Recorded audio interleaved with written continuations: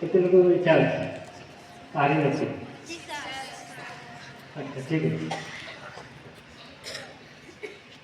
ते भी जागृत घेतो.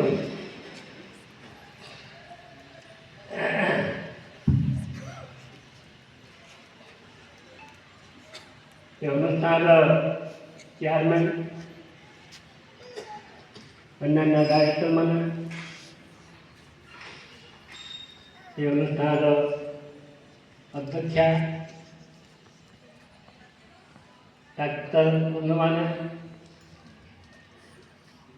समस्त शिक्षक शिक्षयित्री कर्मचारी वृंद सांबादिक बंधुमान वर्ग अंतर्गत बंधुमान एवं अनुष्ठान सद्य छात्र छात्री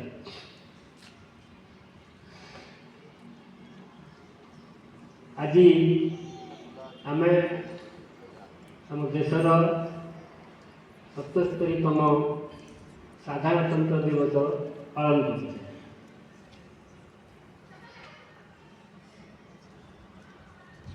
साधारणतंत्र दिवस बोले कौन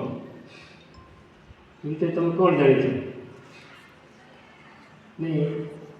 आज हूँ जानुरी 26 तारीख 2026 किंतु ये दिवस को आम मन रखुचु ये 1950 मसीहा जानुरी 26 तारीख दिन आम संविधान गढ़ाई एवं से संविधान कार्यकारी है आजिका दिन. तेणु से दिवस को मन रखापी स्मरण करने आम प्रतिवर्ष ये दिवस को समग्र भारतवर्ष में उत्सव सहित पालन कर.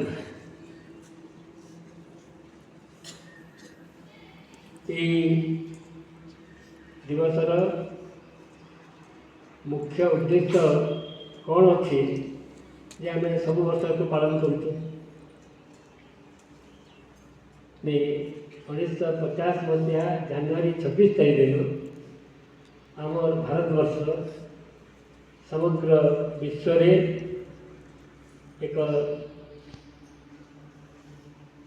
सार्वभौम गणतांत्रिक साधारणतंत्र राष्ट्र रूपे घोषित है.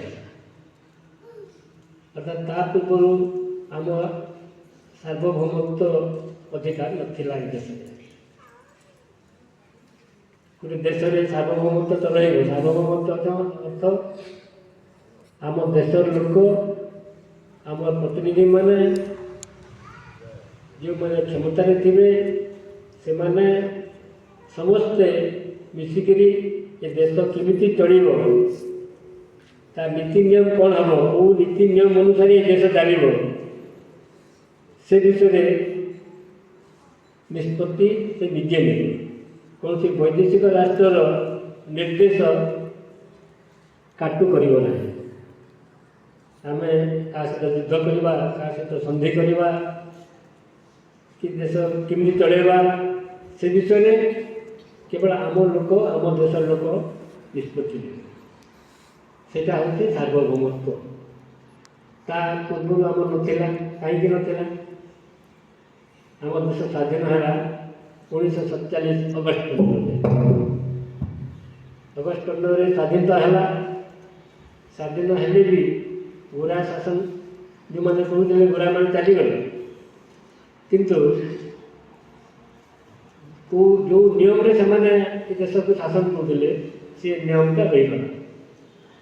आम देश लोक जो मैंने शासन को आसिले से सही नियम रे ही देश को शासन कले. बाहर लोक शासन करते आम लोक शासन कले नियमटा गोटे.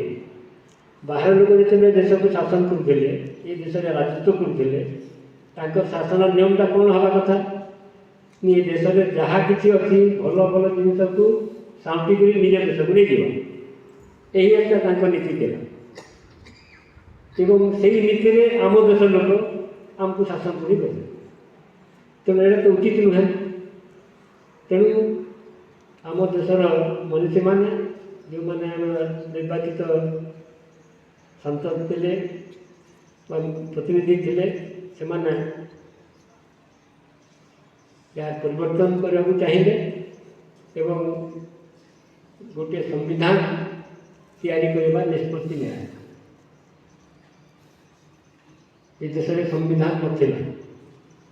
ସ୍ୱାଧୀନତା ପୂର୍ବରୁ ଏ ଦେଶରେ ଏବେ ଭାରତର ମେପ୍ ଯେଉଁ ଦେଖୁଛ ତୁମେ, ସେ ଭାରତର ମେପ୍ ଭଳିଆ ଗୋଟିଏ ଦେଶ ବି ନଥିଲା।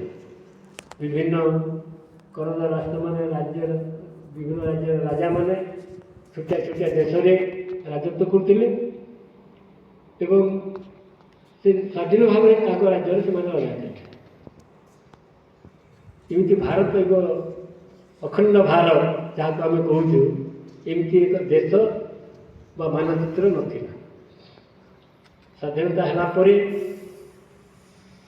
ବଲ୍ଲଭଭାଇ ପଟେଲ, ସର୍ଦ୍ଦାର ବଲ୍ଲଭଭାଇ ପଟେଲ ଗୁଜରାଟର, ଓଡ଼ିଶାର